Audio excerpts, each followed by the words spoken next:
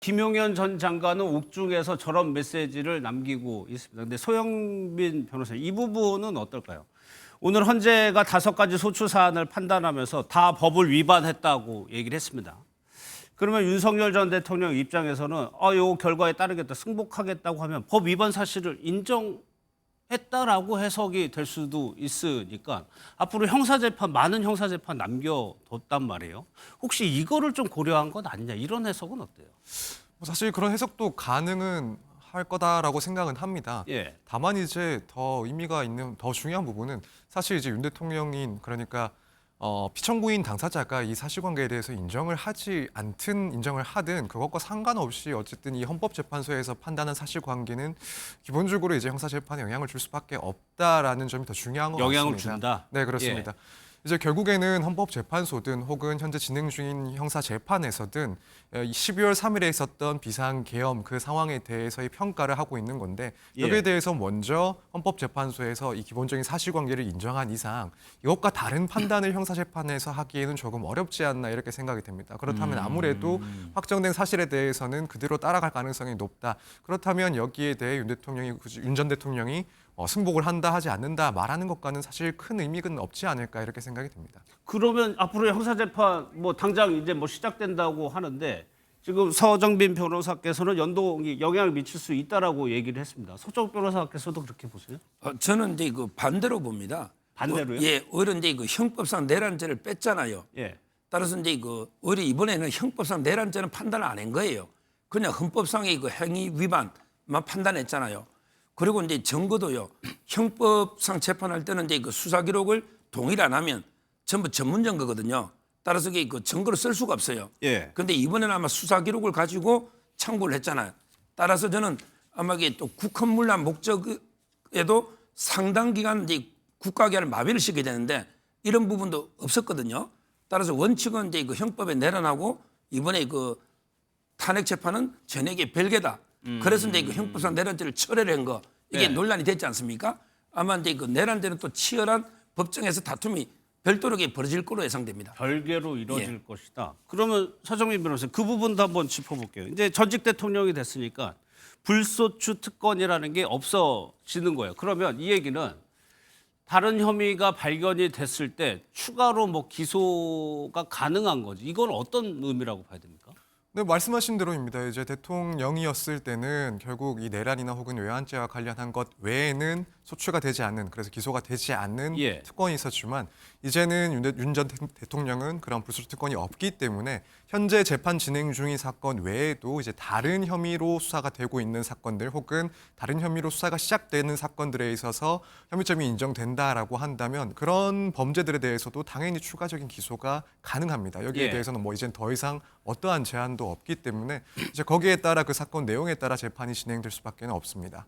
그럼 소 소장께서는 어떻게 전망하십니까? 검찰이 다른 혐의로 추가로 기소할 가능성 아니면 다시 구속영장을 청구할 가능성 가능은 하다고 하니까요. 매우 높다고 봅니다. 매우 높다. 그렇죠. 검찰이라는 속성 자체가 이 정치 권력에 굉장히 민감하게 작용을 해왔던 거는 검찰 역사에서 봐왔고요. 예.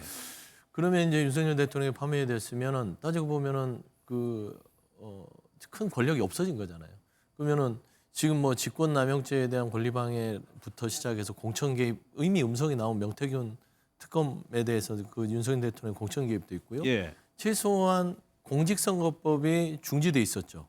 본인 후보 시절에 있었던 최은순 장모에 대한 한 푼도 가져오지 않았다는 그때 통장 잔고에 대한 부분들, 그 다음에 본인의 와이프인 김건희 씨가 도이치모터 주가 조작에서 손해를 봤다라는 부분들의 여러 가지 허위 사실에 대한 공직선거법의 부분도 다시 시작할 수 있다고 봅니다. 그랬을 때는 여러 가지 검찰뿐만 아니라 공수처에서도 동시다발적으로 윤석열 대통령에 대한 여러 가지 혐의들로 수사가 착수가 가능하고요.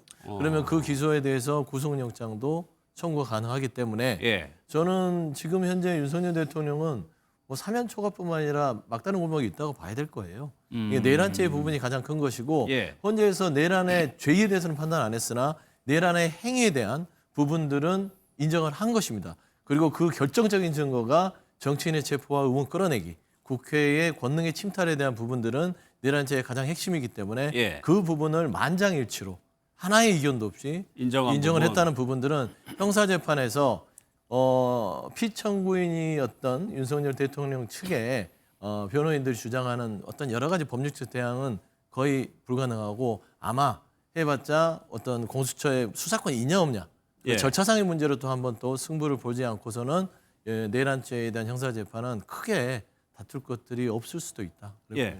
그럼 선배님 이런 상황이라면 이렇게 가능성이 있다고 하면 대통령 입장에서는 그 형사재판, 추가적인 형사재판이 있을 수도 있고 거기에 대비를 해야 되는 상황이네요. 그런데 저는 그게 문제가 있는 게 내란은 사형이나 무기징역 엄청나게 중대한 범죄예요. 예. 그런데 직권남용은 그게 수반되는 아주 비교적 가벼운 죄입니다. 그런데 그 내란죄까지 기소해 재판 중인데 아주 가벼운 게 그 직권남용을 추가로 이걸 가지고 영장을 치거나 이걸로 6개월 또 구속기한을 연장한다거나 이런 거는 이게 아주 잘못된 검찰 관행이에요. 예를 들어 사람이 살인을 했는데 예. 살인하다 보면 그 칼을 찌르면 옷이 찢겨지잖아. 그러면 이게 옷을 찢었으니까 손괴도 기소하자. 이거하고 똑같은 건 직권남용과 내란이라는 게 그래요. 내란은 예. 이게 엄청나게 중대한 범죄입니다. 내란하다 보면 이게 직권남용이 포함되는 거예요. 따라서 저는 그걸 가지고 끝까지 하는 거는요. 과연 이게 국론 통합에 지금도 이게 그 대통령 지지하고 탄핵을 안타까워하는 보수 국민이 많아요. 뭐 여론을 덜 먹이지 않더라도 예. 이렇게까지 이게 처절하게 끝까지 복수를 해야 되나 이런 생각이 들잖아요. 예. 그리고 이게 또 하나가 있는 게 공무집행 방해거든요. 아니, 대통령이 스스로 유혈 사태 피하기 위해서 출석했잖아요. 첫 번째는 이게 경호처가 협상가 돌아갔는데 이걸 대통령이 뭐 내를 체포 못하게 경호처에 했다 해서 이걸 공무집행 방해다. 이걸로 이게 또 추가 기소하면요. 예. 이것도 이게 저는 상당히 가혹하다. 이렇게 보고 내란 하나가 사형 무기입니다. 이 정도의 대통령 영장 구속돼 있었고 이걸로 기소하면요. 여기서 끝내야지. 끝까지 하나 아주 가벼운 죄까지 하나하나 다 잡아서 하면요. 예. 과연 이게 우리나라가 하나 통합이 되고 보정이 흔쾌하게 그게 수긍할 수 있겠습니까? 이제 전직 대통령들 불행을 이게 좀 끝내야 됩니다. 예. 그러면 특검 가능성은 어떻게 보세요? 특검도 이게 검찰이 더 지금 수사를 많이 하잖아요. 처음부터 이게 검찰도 내란 수사권이 논란이 있었는데 예. 거의 500명 이상 무자비하게 수사를 했잖아요. 특검이었으면 이렇게 못합니다. 오히려 이게 검찰이 수사력은 제일 뛰어난 건 맞아요. 예. 따라서 이게 저는 굳이 뭐 지금 특검이 뭐 필요했냐. 검찰이 수사를 얼마나 했습니까? 특수본에서. 예. 앞으로 검찰이 어떻게 움직일지는 좀 더 뭐 지켜보도록 하고 그런데 서영빈 변호사님 14일입니다.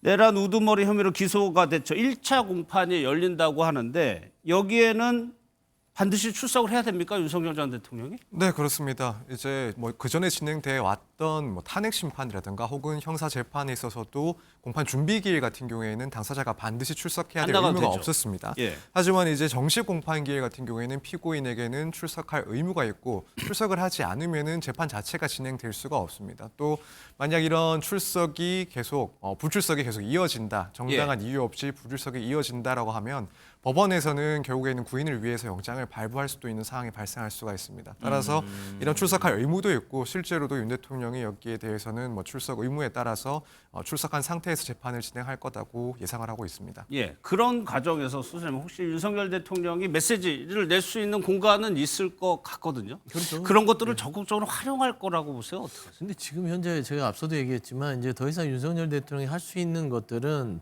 본인의 지지층들의 어떤 지원 예. 외에는 정치적으로 아니면 권력적으로 할 수 있는 게 아무것도 없습니다. 뭐 아까 이제 서정우 변호사께서는 아쉬운 마음에 내란죄가 사형과 무기징역에 말하자면 중대한 범죄가 처해 있고 그거 하나만으로도 감내하기 힘든데 다른 죄를 물으면 되겠냐? 이거는 이제 정치적인 얘기고요. 예. 대한민국은 법치국가입니다. 죄를 지었으면 벌을 받아야죠. 거기에 합당한 어떤 혐의점이 발견되면 수사를 안 하는 게 이상한 거 아닙니까? 그래서 그런 부분에 있어서는 윤석열 대통령이 일반인이 아니었기 때문에 겹겹이 쌓여있는 많은 수사를 해야 될 혐의점들은 낱낱이 밝혀야 되고요. 예. 예전에 전두환 씨에 대해서도 내란에 대한 죄 외에도 내란 살인죄를 별도로 또 물었던 게 있습니다. 그러면 지금 현재 검찰이 노상원 전 사령관, 그러니까 아기부 살려졌던 그분의 수첩에 대해서는 수사를 하지 않고 있죠. 그 부분까지 추가한다면 내란 목적 살인에 대한 예비 음모도 추가로 됐을 때 예. 뭐 여러 가지로 검찰이 수사할 것들은 많다. 그래서 저는 이게 대한민국의 법치는 예. 그 누구에게도 평등하다는 걸 오늘 헌재의 파면 결정과 그 이후에 일반인 된 전직 대통령에 대해서도 보여줘야 된다. 예. 이거는 뭐 인색한 게 아니라 그 누구에게도 얘가 없기 때문입니다. 예, 그것이 김건희 여사한테도 확대가 돼야 된다고 보세요. 그거는 당연히 저는 이제 개인적으로는 아주 개인적인 소견이지만 대한민국의 윤석열 대통령을 파면에 이르게 한 가장 큰 원인은 본인의 배우자인 김건희 씨라고 봐요. 그 김건희 씨를 지키기 위해서 주가 조작, 명품백, 갖가지 명태균에 대한 의혹들을 막기 위해 거부권을 써왔고 그 거부권이 결국에는 여야의 극한 정치적 대립을 가져왔고요. 본인도 따지고 보면은 멀쩡한 12월 3일에 평온한 시절에 왜 비상경을 했을까? 라는 의문들은 김건희 여사라는 그 사람께서 본인의 받은 혐의와 의혹만큼 철저하게 검찰의 수사에 임했다면 본인의 배우자인 대통령의 파면에 이르렀을까? 라는 저는 개인적인 생각도 가지고 있습니다. 근데 서정민 변호사 이제 60일 안에 대선을 치러야 됩니까? 대선 국면으로 아마 내일이면 곧바로 이제 전환이 되는 상황인데 거기에 또 검찰의 수사를 확대한다거나 강화한다거나 이것이 또 선거에 영향을 미칠 수 있는 또 정무적인 판단도 있어야 될 것 같은데 어떻게 좀 예상하세요?